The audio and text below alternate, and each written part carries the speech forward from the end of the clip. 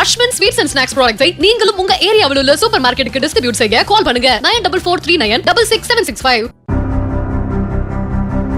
மேகதாது அணை விவகாரத்தில் தமிழ்நாடு அரசை கண்டித்து தஞ்சையில் நடைபெற்ற ஆர்ப்பாட்டத்தில் பேசிய எதிர்க்கட்சி தலைவர் உதயநிதி ஸ்டாலின் முதலமைச்சர் விஜய் மற்றும் தவேக அமைச்சர்கள் குறித்து சகட்டு வேலிக்கு விமர்சனங்களை அள்ளி வீசினார். அவரது பேச்சு பெண்களை இழிவுபடுத்தும் வகையில் உள்ளதாக கண்டனங்கள் எழுந்தன. இதற்கிடையே தவேக மகளிர் அணி தரப்பில் தஞ்சை காவல் நிலையத்தில் அளித்த புகாரின் அடிப்படையில் 9 பிரிவுகளின் கீழ் வழக்கு பதிவு செய்த போலீசார் உதயநிதியை கைது செய்வதற்காக சென்னை நீலாங்கரையில் உள்ள அவரது வீட்டிற்கு செவ்வாய்க்கிழமை காலை 7 மணிக்கெல்லாம் குவிந்தனர். உதயநிதியின் மனைவி கிருத்திகாவிடம் பேச்சுவார்த்தை நடத்தி கொண்டிருந்த போது அங்கு வந்த முன்னாள் அமைச்சர் மா சுப்பிரமணியன் போதுமான நேரம் கொடுக்க வேண்டாமா, சம்பந்தப்பட்டவர் வழக்கறிஞரிடம் ஆலோசிக்க வேண்டாமா, காலை கடன் கூட கழிக்காமலா பயணம் செய்ய முடியும் என கேட்டு போலீசாரிடம் வாக்குவாதம் செய்தார்.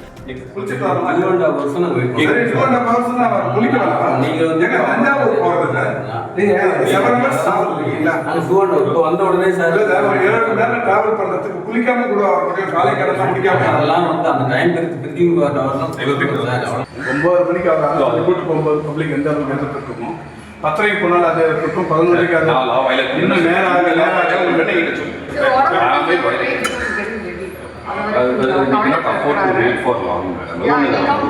இதற்கு மத்தியில் சபரீசன் மற்றும் முன்னாள் அமைச்சர்கள் அடுத்தடுத்து உதயநிதியின் இல்லத்திற்கு சென்று போலீசாருடன் வாக்குவாதத்தில் ஈடுபட்டனர். அதே போல வழக்கறிஞர்களும் பேச்சுவார்த்தையில் ஈடுபட்டனர். திமுக தொண்டர்கள் கூட்டமும் காவலர்களை இடித்து தள்ளி முண்டியடித்து உள்ளே நுழைந்து உதயநிதியின் கைது நடவடிக்கைக்கு எதிர்ப்பு தெரிவித்து தரையில் அமர்ந்தும் படுத்தும் முழக்கங்களை எழுப்பினர்.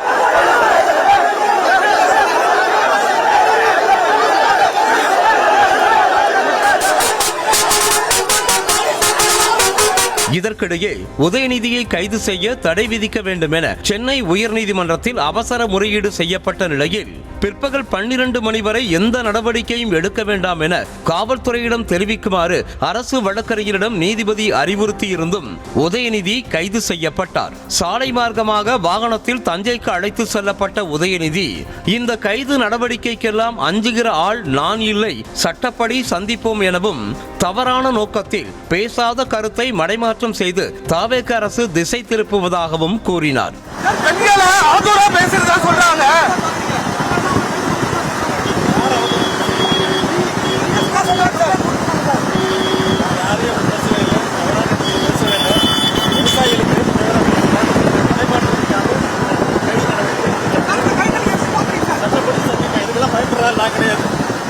இதற்கிடையே உதயநிதி சென்ற வாகனத்தை பின்தொடர்ந்து சென்ற MRK பன்னீர்செல்வம், வேலு, KN நேரு உள்ளிட்டோரின் வாகனங்களை தடுத்து நிறுத்திய போலீசார் செய்தியாளர்களையும் தடுத்து நிறுத்தினர்.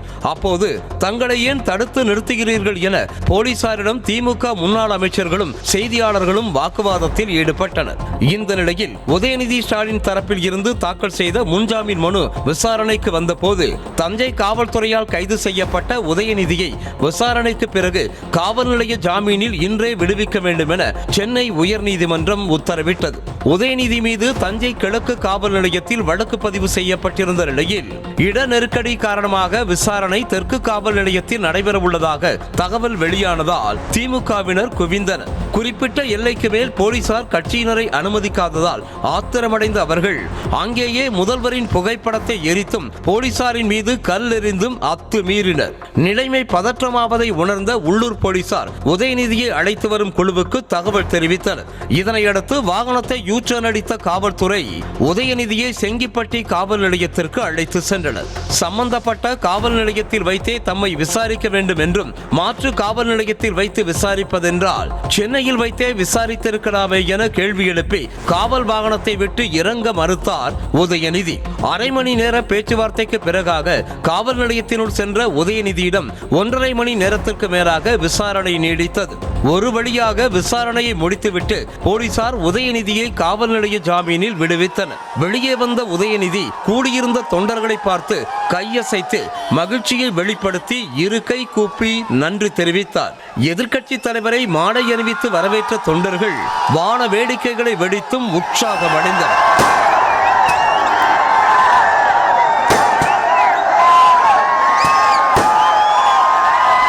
பிறகாக தொண்டர் ஒருவரின் குழந்தைக்கு பெயர் சூட்டிய உதயநிதி ரோட் ஷோ சென்று தொண்டர்களை மகிழ்ச்சி வெள்ளத்தில் ஆழ்த்தினார்.